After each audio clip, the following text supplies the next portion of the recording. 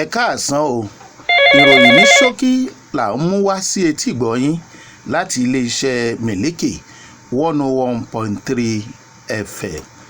Iléeṣẹ́ ọlọ́pàá ìpínlẹ̀ Imo ti fọwọ́ òfin mú onílé kan landlord lẹ́yìn tí wọ́n fẹ̀sùn kàn pé ó yìnbọn mọ́ ọmọ kékeré kan torúkọ rẹ̀ ń jẹ́ Paul.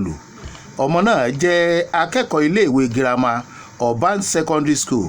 Ìròyìn sọ pé ó ń gbá bọ́ọ̀lù pẹ̀lú àwọn ẹmẹ̀wà ẹ̀ ní bọ́ọ̀lù jábọ́ sínú ilé onílé náà. Bẹ́ẹ̀ ni ìròyìn gbé pé Paul fò wọ ọgbà ilé ọ̀hún láti lọ gbé bọ́ọ̀lù, ṣùgbọ́n bàbá onílé yìí yìnbọn fún lẹ́gbẹ̀ẹ́, èyí tó fa ìpalára. Alágbàtọ́ Paul, Jonathan Odikawa, ti sọ pé òun ti ń wá ọ̀nà láti tọ́jú Paul nítorí òun ti pinnu láti má sọ ọ̀rọ̀ òun di ariwo.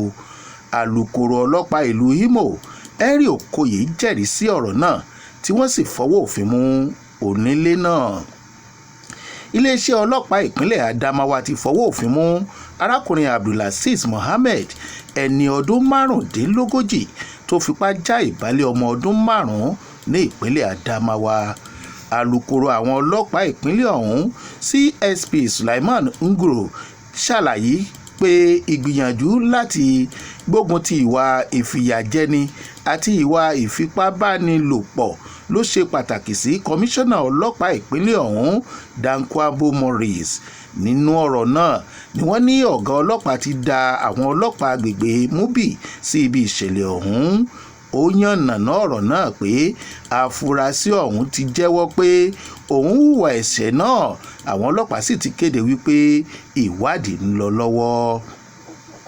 Àdúrà Alọ́ba, tí í ṣe àbúrò gbajúgbajà olórin tàkasúfèé olóògbé Mohbad, ni wọ́n ti fọwọ́ òfin mú láyìíká ilé-ẹjọ́ magistrate tó wà lágbègbè Ọgbà nípínlẹ̀ Èkó látàrí ẹ̀rọ ìbánisọ̀rọ̀ kan tí Àdúrà Alọ́ba tà, èyí tó ń fa àríyànjiyàn.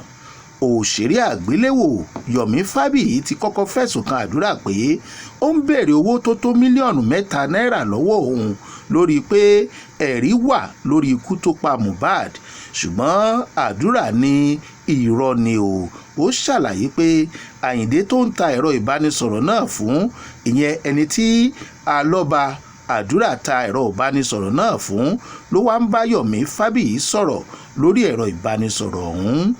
Ìwádìí tó jinlẹ̀ sì ń lọ lọ́wọ́ lórí ọ̀rọ̀ náà o, tí ilé-ẹjọ́ ń rí sí ọ̀rọ̀ náà lọ́wọ́lọ́wọ́.